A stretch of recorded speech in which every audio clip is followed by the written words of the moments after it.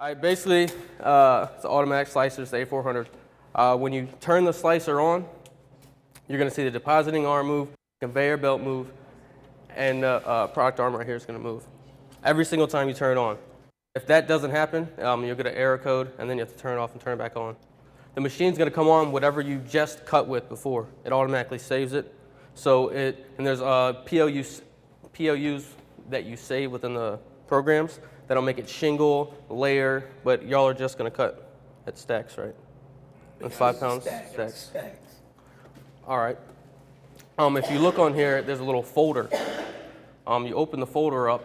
There's a POU preset, number 1. Just hit F2, and then it takes you to PLU 1. This right here is amount per stack. What you're going to have to do is you're going to have to cut a product, and you're going to have to weigh it. 5 pounds. Yeah, you're going to have to actually determine the slice thickness that you want. That's up to the top, however many millimeters you want, plus how many it takes to get to the 5 pound stack. So you're going to have to make it, I don't know if it needs to be, if you highlight it and then you hit a number and then you hit enter, this little arrow right here is enter, and it has to save it. And then at the top here, you just hit plus or minus, and it moves the gauge plate to where you want it. This right here is the photo eye. So if you walk away and the product's going, if you look right here, there's a light, and you put your hand in front of it, the light goes out. That means that it's working, but it'll also go out even if this is not highlighted. And if it's not highlighted, it won't work. The product will just come off. It has to be highlighted. And I want to turn it on real quick. I don't want to hit you. When you turn the machine on, if you put your hand in there, it'll go through the amount of slices that is there, but then the conveyor belt, it'll automatically turn off if the product gets to the end of the belt. I'll show you in a second when it turns off.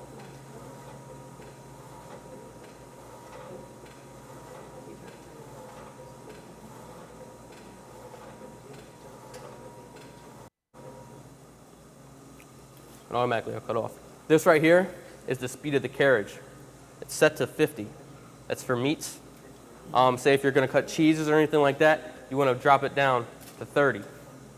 The slowest, so you don't want it to rip through the cheese or anything like that. You just want to drop it down.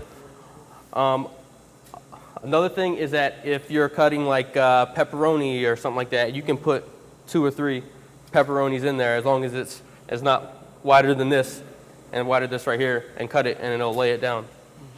Basically, pretty much in here is I just told you. Also, if you hit the folder and you scroll down, there's different settings of shingles, shaving, shingling 3 next to each other. But basically, you aren't going to be using that, so you're pretty much just going to use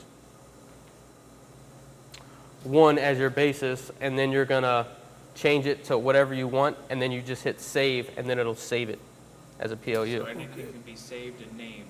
Yep, it doesn't know, you don't name it. It's only going to be set as 1, 2, 3, 4, 5, 6, 7. It's like PLU numbers, PLU 0 or PLU 10. And then, but you'd have to actually name the PLU when you save it. So once you save it, it automatically cuts whatever we cut every day. Yeah, but you just save it to like PLU, say number 9 is going to be bologna, and then 10 will be ham, and then 11 and so on until, and then but you'll have to either write it down or know what they are. Okay, so whatever meat you cut, you have to give it a PLU? No, you don't have to. You can just turn the machine on, and it's set to this, and you can just change everything manually. You can change it to, you need 30 slices, so you just hit 30, and you don't want to save it 30. And, this is portions, sorry. That's your portions. You want to keep portions at $9.99, so it'll just stay there. This right here is the amount. Okay. Oh, or F3, it's plus and minus. You can just hit plus or minus, or you can just change it with your finger. The main key is disassembling it, and as soon as you disassemble it and wash it, you put it back together. Don't leave it in the sink because these bend, and if this bends, it breaks the belt. You just want to make sure, I'm going to disassemble it in a second and sharpen it. If you look on here, there's a little hand and a rag for cleaning mode. Right. You hit that, that's gonna drop, you'll hear that pop. Right, right, everything unlocked. Yep, that's gonna move up. The blade is shut, you can't cut yourself. It's shut all the way, and then under here there's a knob. That you turn the knob, and this drop back, so you can clean.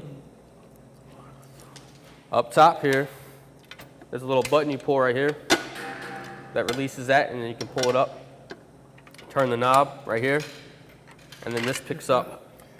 Very, very careful. It's very sharp. So this don't come No, off. this stays doesn't just come off. like it is. Yep. We can clean up with the towel. Yep. No, this comes off right here. Okay. See. Yep. And after you've done cleaning it and put it back together, you can leave the machine on and you can leave it in cleaning mode. Right. Okay. That's what we tell everybody to do. In the back right here, Screw. you just turn the knob, but don't do take what? it all the Pull way it out. in? No, you just turn it Turn it to the like a left. screw. Yeah, turn it left. You don't want to take it out. You just want to leave it in there, and then you just pull this off. Oops. And you take this and wash it. The rest of it's back here. The depositing arm right here. You just grab this right here, Right. turn the knob, and then it comes out. If you look, there's a little hole right there. I mean, a little hole right there, and a little nipple right here. It goes inside there Right, right. when you put it back together. And it's very important that you do not lay this in the sink, Right. drop it Soon in as the you sink. wash it, take it out. This is this is one of the most fragile parts because these Okay. arms, if these arms bend, it messes up everything because it'll get caught in here on these chains, and this moves by force when it comes back and forth. Right. So this is very important, not to bend these arms. And then this section, you just lift up. Lift up. And if you look right here, there's a little nipple, and then right here, there's a little hole that this sits on, and then if you look in there, that goes on top of there, and that goes right there for right there. And then also, this right here goes right there. So it all just goes in together. Everything has its own. Yep. The only component on this that comes off is this right here. Oops. Okay. And then if you want to clean behind the blade cover, the blade rig on the back goes up like that. If you look right here, there's a little Level. lever that you just flip over. It actually holds it in place. Show me that one more time, please. A little lever that flips over like that. And then the main key with this is that when you pull it out, I'll make sure this is not on there anymore. I'll go to the Let's photo eye. take that off. Yeah, the photo eye. There's a little holder for this right here. And then the main thing was with this, when you're taking this off, is that if you look right here, there's a little nipple that goes into a hole. You have to, when you're doing it, you want to make sure that this just slides in there freely, Right. like that. You should hear it click. You don't want to have, if you have to pick it up or anything like that, then it's not adjusted right, and someone will have to come out and adjust it, because you'll get errors. But, whoa, that scared me.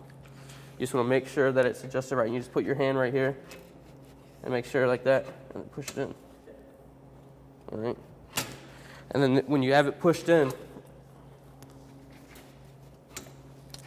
this is right here is what locks it in place, so it won't go anywhere. Okay. And when you're taking it off and on, you just lift up, pick off. If you look underneath here, you see how it's at an angle? Yeah, you have to pick up on it and then pull up to make it go straight because it curves like that. When you want to sharpen it, you look right here. There's a little sharpening key Where? right there. Okay. Yep. You just hit that. And then the gauge plate opens. Move that. Yep. Right.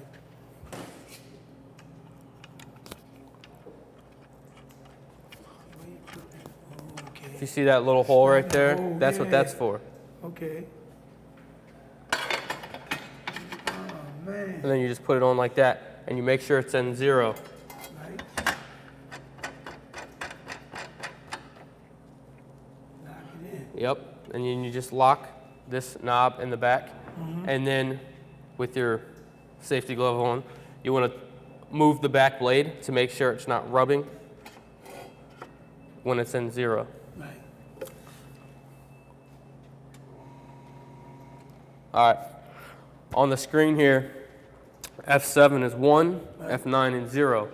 You want to hit F7, which turns the blade on. All right, and then you want to turn it to 1 for 30 seconds. If you don't see those sparks, Then go again. it's not sharpening. Either it's on there wrong, or you need new sharpening stones.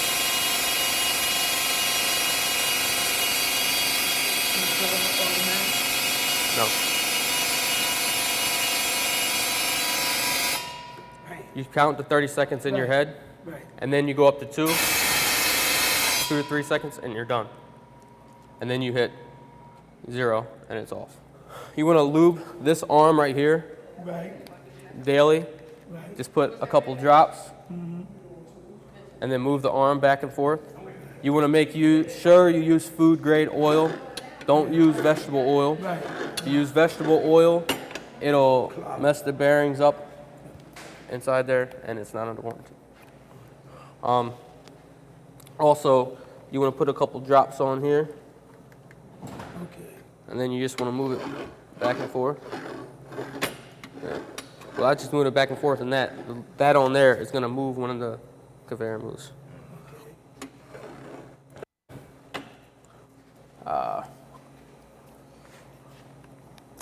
Actually, I put grease. I lube all over the thing. I put lube in there. Okay. I put lube on. They already took it off. I put it Yeah. on top of there. Okay. Every day, right? Yep. I dropped some in there, and on top of there. And pretty much anywhere that you see that is mechanical and is moving, put food grade oil. Okay. That's pretty much it with the oil.